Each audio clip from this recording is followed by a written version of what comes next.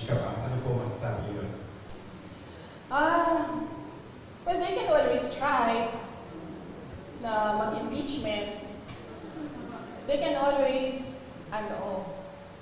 gumastos at magwaldas ng pera ng gobyerno para i-impeach ang Vice President. Kung yan ba naman ang gusto nila, magwaldas naman ng waldas ng pera at pagtakpan ang kakulangan at pagsisinungaling ng administrasyon.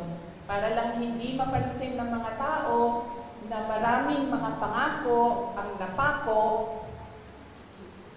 ay babanatan at babanatan nila ako. And then they can try. And then let's see, diba? If I get impeached, then that is my end.